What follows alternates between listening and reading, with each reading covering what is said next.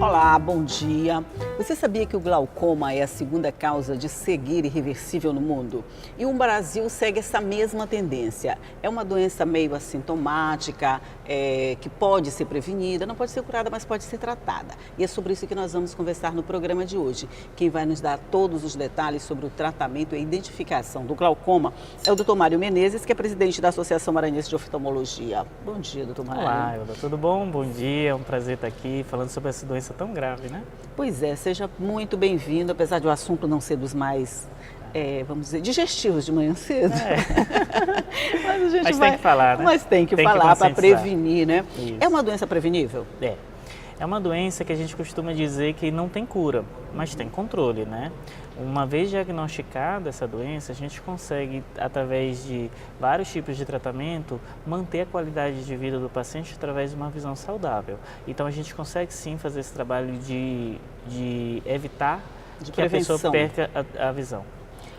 Mas aí, para você fazer essa prevenção, você tem que ter alguns sintomas que te indiquem que você de alguma forma pode ter glaucoma. Tem sintoma ou ela é sintomática? A gente costuma dizer que o principal sintoma do glaucoma é justamente não ter sintomas, né? Ah, meu Deus, complica. O paciente pode estar em casa sem sentir nada e está sim com o aumento da pressão do olho, né? Afinal de contas, o glaucoma é isso, é o aumento da pressão do olho, levando à lesão do nervo óptico. Na maioria das vezes, essa lesão ela é irreversível. Daí a importância da gente estar conversando. Esse aumento da pressão, muitas das vezes, é assintomático. A gente não sente nada, o paciente que está em casa não está completamente normal, mas pode sim estar desenvolvendo uma doença lenta e progressiva. Não tem nada que indique, assim, por exemplo, uma dor de cabeça constante, uma enxaqueca, sei lá, alguma coisa que te indique que você está ou pode estar com o que acontece? Na verdade, existem vários tipos de glaucoma. A maioria não tem sintomas. Existem alguns tipos de sintoma de glaucoma que tem esse sintoma sim, que é justamente aquela crise repentina de glaucoma, que é o glaucoma agudo. Tá? Nesses casos, o paciente está em casa assistindo um filme e muitas das vezes começa a sentir uma dor no olho, uma dor muito forte, e difícil, que não passa com medicação, a visão fica embaçada e o olho bastante vermelho. Geralmente apenas um dos olhos.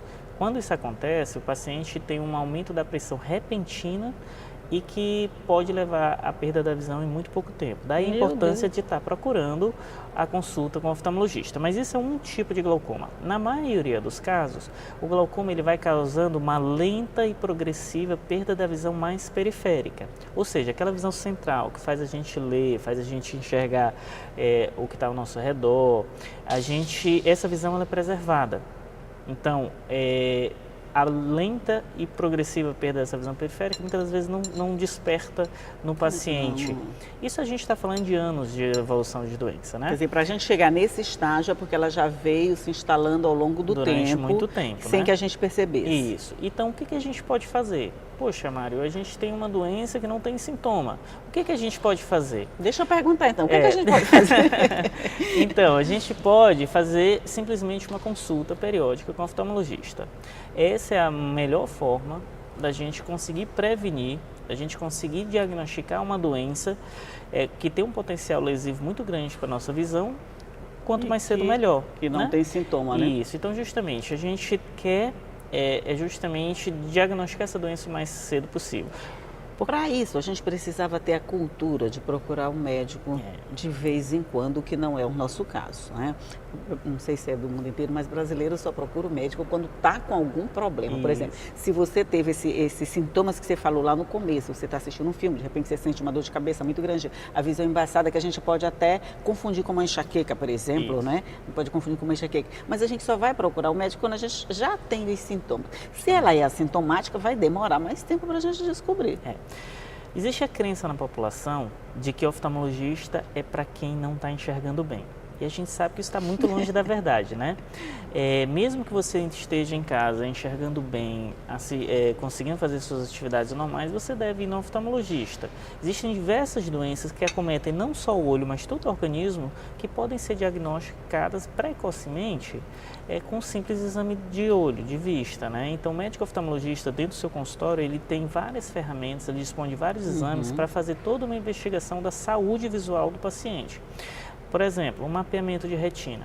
O mapeamento de retina ele é capaz de diagnosticar mais de 2.000 doenças. Mesmo no exame e a maioria delas assintomática, ou pelo menos um estágio muito inicial, que é o que a gente quer. São doenças que a gente, uma vez diagnosticada muito cedo, a gente consegue tomar uma série de medidas para preservar a visão do paciente. Para isso, doutor, eu continuo dizendo, a gente tem que fazer uma mudança de conscientização da população. É por isso que tem até um dia oficial de conscientização sobre o glaucoma, né? Que foi no dia 26 de maio, se eu não me engano, é isso? Para chamar a atenção, porque essa mudança de comportamento, de consciência, ela leva um tempo para se estabelecer. Claro. Você diria que a gente já começou esse caminho? Já começou, faz tempo que a gente está fazendo trabalho, a gente tem a Associação Maranhense de Oftalmologia fazendo esse trabalho, a Sociedade Brasileira de Glaucoma, o Conselho Brasileiro de Oftalmologia, todos unidos nesse prol. Porque, afinal de contas, o primeiro passo de tratar uma doença, principalmente as que não têm sintomas, é o quê? Conscientização. E esse é um trabalho lento, é um trabalho contínuo que tem que ser feito no dia a dia da população, para a gente conseguir fazer com que a população tenha consciência desses problemas. E daí a importância da gente sempre estar orientando o paciente, buscar o consultório, mesmo que não está sentindo nada. Eu costumo dizer também... Esse é o problema, aí quando a gente não está sentindo nada, né? Exatamente. Você recebe muito paciente assim? Demais. Por quê? O que acontece é que nem o exame ginecológico da mulher, ele tem que ser feito para prevenir problemas, né? O oftalmologista também é a mesma coisa. Vou dar o exemplo das crianças, tá? Criança que não está indo bem na escola, ela pode estar simplesmente precisando de um óculos. Então, você que está em casa, está com seu filho, sentindo algum problema, alguma coisa que ele não está conseguindo render na escola, já parou para pensar que pode ser falta de óculos? Muitas das vezes não é na visão, né? Isso.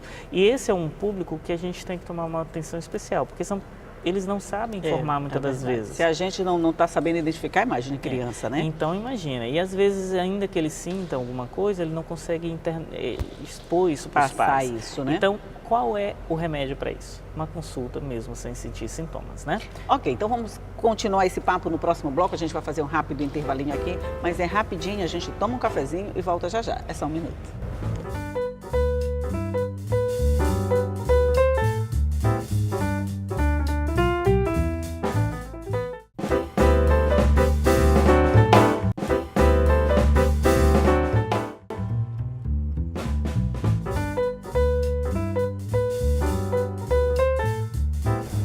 Já estamos de volta para continuar falando aqui sobre os cuidados com a visão e a importância dos exames preventivos.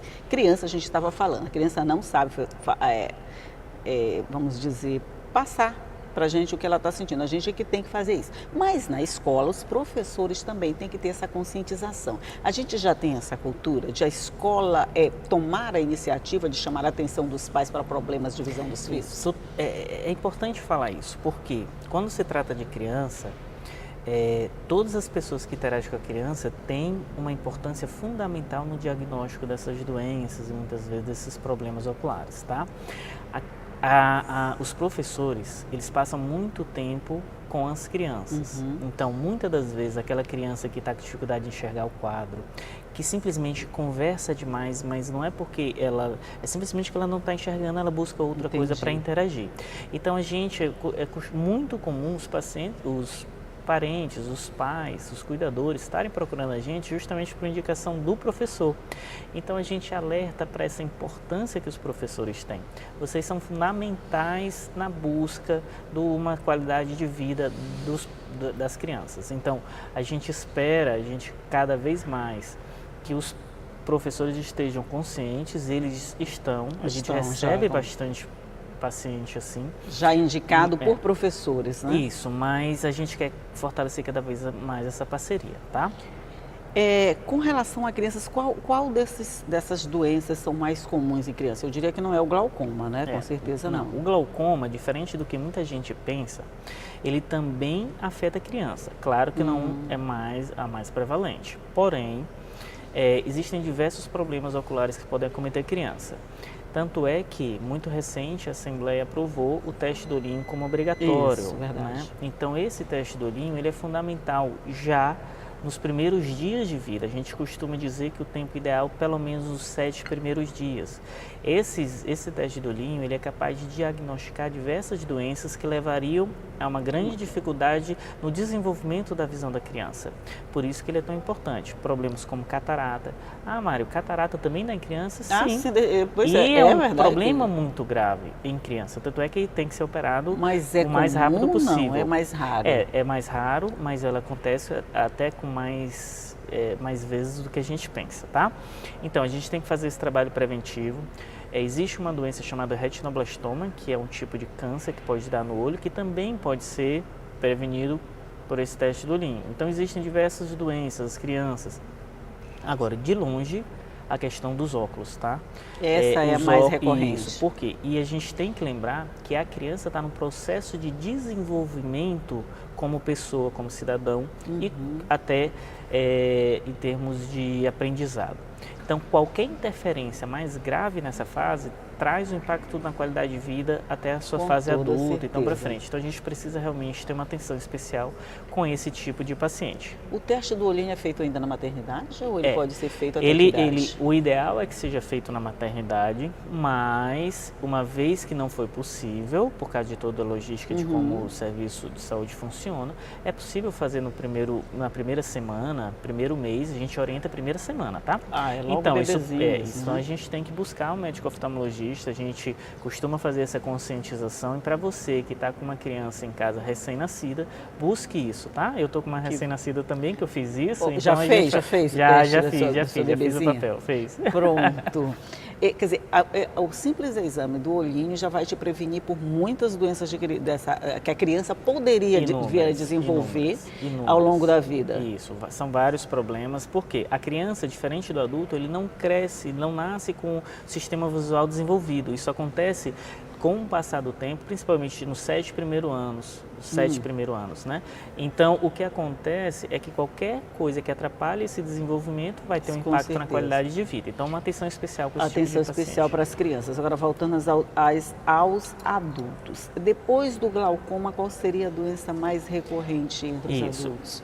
Os adultos são muito acometidos por diversas doenças, né? Entre elas, a questão do óculos continua sendo disparado um dos principais problemas oculares que acomete os adultos, mas a gente tem que lembrar diversas outras. Por exemplo, a catarata.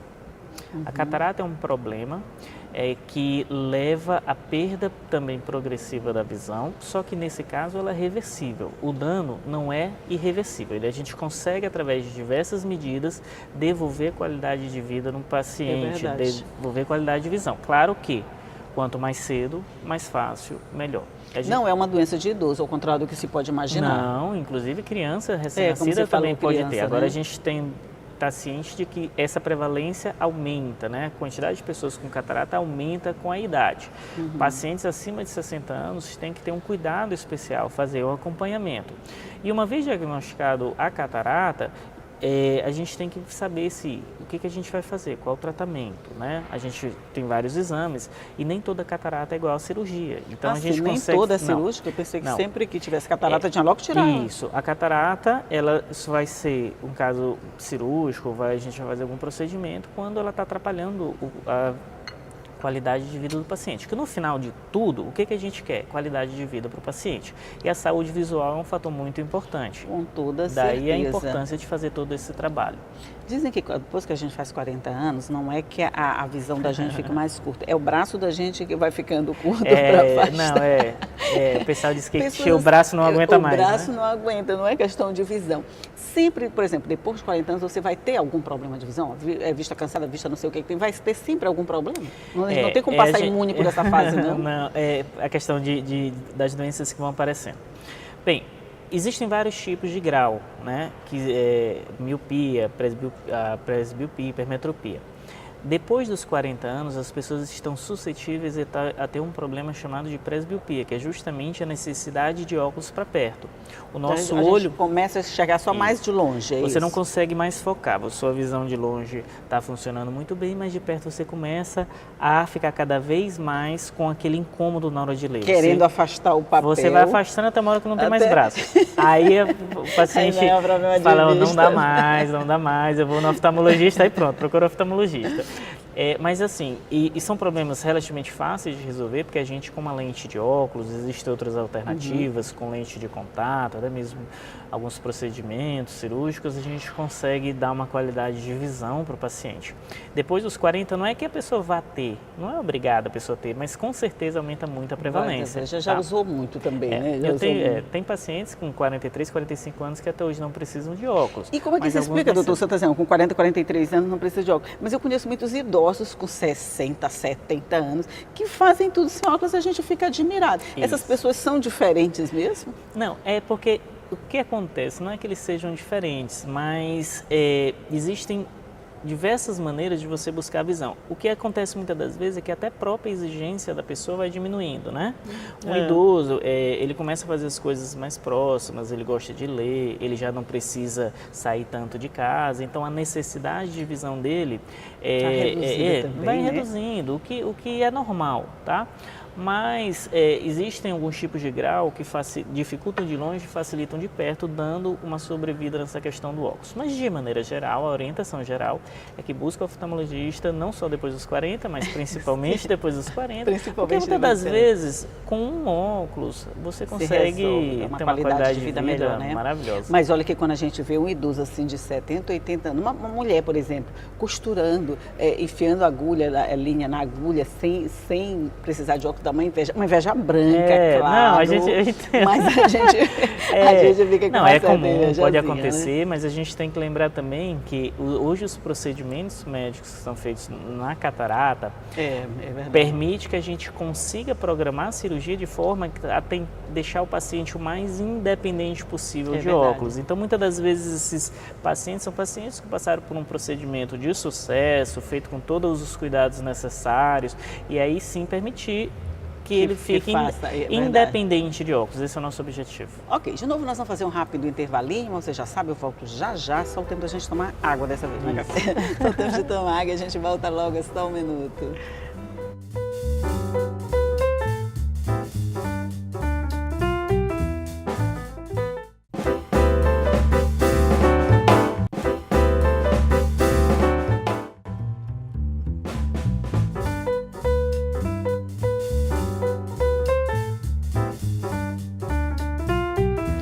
Já estamos de volta aqui para conversar um pouquinho mais sobre problemas de visão e cuidados que se deve ter ao longo da vida. E a gente estava falando em cirurgias e óculos. Óculos é uma situação muito delicada, doutor, porque hoje a gente pode encontrar em qualquer esquina um vendedor de óculos de grau com todos os graus disponíveis, né? Tem 0,5, tem 1, tem qualquer um. É só botar nos olhos, experimentar e vai. E daí os riscos? É muito importante a gente conversar sobre isso, porque os óculos, a gente costuma dizer que óculos é uma coisa muito personalizada, tá? Você está usando uma lente não quer dizer que você está com a melhor visão possível, tá? Então, esses óculos de camelô, eles têm as medidas médias da população que não necessariamente é a sua.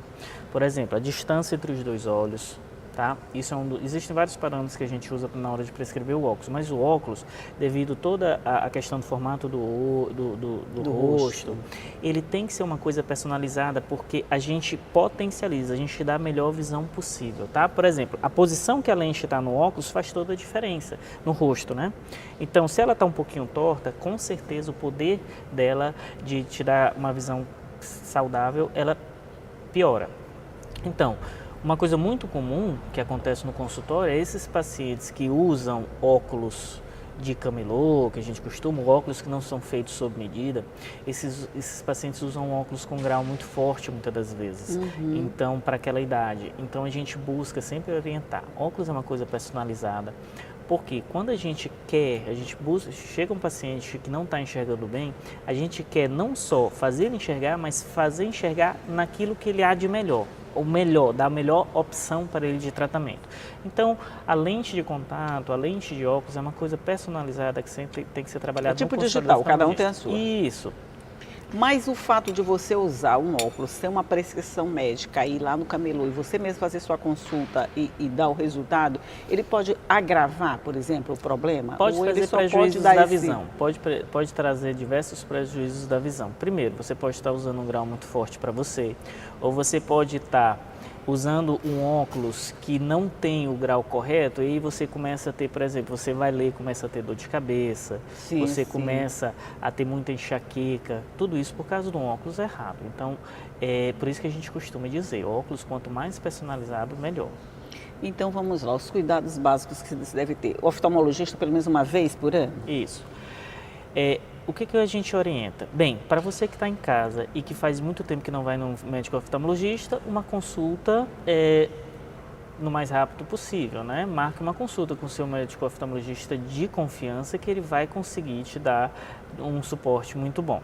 E uma vez esses pacientes que já foram pelo menos uma vez, a gente orienta ir pelo menos uma vez por ano. Claro que essa periodicidade ela pode ser mudada de acordo com o que o médico acha. Existem doenças que precisam antes, alguns pacientes podem ir até depois. Então, principalmente os que usam óculos. Uma coisa que eu queria te dizer, por exemplo, os óculos, eles não necessariamente são trocados todo ano. Tá? Então, quando você vai no médico... parte desse princípio, né? Eu troquei meu óculos ano passado, eu tenho que trocar esse ano, eu tenho que trocar óculos todo ano. Não necessariamente. Se você for no médico oftalmologista, se você tiver cuidado das suas lentes e se o grau não variou, pode sim dar uma esticada nesse óculos, tá?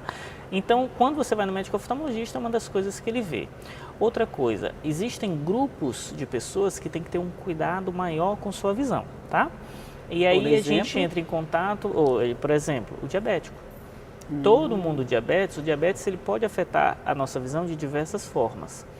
E uma ida no oftalmologista é fundamental. Então a gente trabalha muito junto com os médicos especialistas em diabetes, os endócrinos, os clínicos gerais. Eles mandam a gente ver a parte do olho e aí a gente mantém essa comunicação, a gente manda uma cartinha dizendo como está a visão. Precisa de um cuidado mais intensivo, né? E aí a gente vai lembrar também os fatores de risco para o glaucoma, né?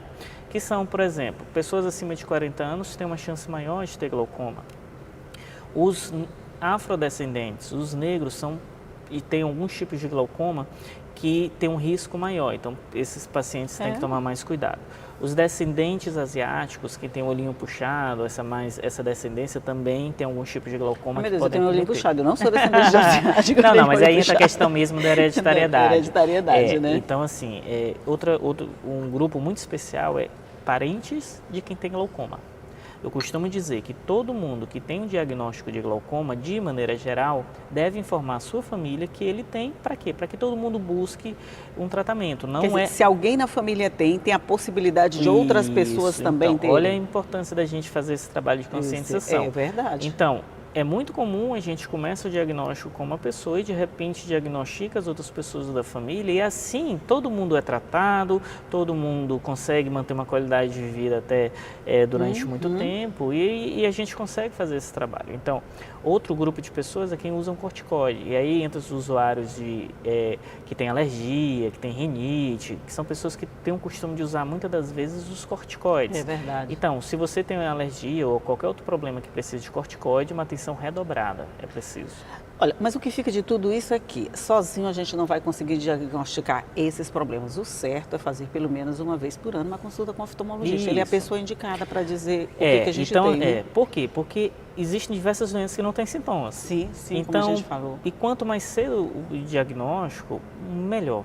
Então, por isso que a orientação é assim, você que está em casa, que está assistindo a gente, busque seu médico oftalmologista de confiança, faça esse trabalho para você e para sua família. A gente pede para as mamães que estão em casa tomar um cuidado com seus filhos, os pais, que esse trabalho com certeza vai trazer uma qualidade de vida muito grande. Pronto, ficou o alerta, você já sabe, não precisa sentir o problema, vá buscar a solução antes que o problema apareça, porque aí com certeza fica bem melhor, sua qualidade de vida vai melhorar e você vai agradecer depois o aviso. Doutor Mário Menezes, muito obrigada pela sua participação. Você já se consultou esse ano, doutor? Eu me consulto, eu não consigo me consultar, então eu tenho um amigo meu que me consulta, eu sou usuário de lente de contato, então a gente tem que fazer esse trabalho, não tem problema nenhum. Certo. Então pronto, até porque tem que dar o exemplo também, né? Não, como é que pode? Oftalmologista, né? Não pode. Eu agradeço a oportunidade de estar aqui conversando. Realmente esse trabalho de conscientização é fundamental, é o primeiro passo para a gente conseguir. Com certeza. Então a gente só costuma dizer que a gente só consegue diagnosticar e tratar aquilo que a gente conhece. Então, Com esse certeza. trabalho a gente está aqui. Se a gente não sabe o que tem, como tratar, né? Então, vamos buscar quem pode dizer o que a gente tem para a gente conseguir tratar. Ótimo. Muito obrigado. Volte sempre. A casa é sua, Eu que sinta-se sempre agradeço. convidado. Obrigado. Bom dia. Bom dia para você também, que sabe que essa conversa fica à sua disposição no nosso site. Todo o conteúdo está lá prontinho para você, nas nossas páginas, nas redes sociais. Também está tudo lá bonitinho, arrumadinho para você acessar a hora que você quiser. Mas só para lembrar, eu vou te esperar aqui todos os dias às 8h30 da manhã, combinado? Tchau!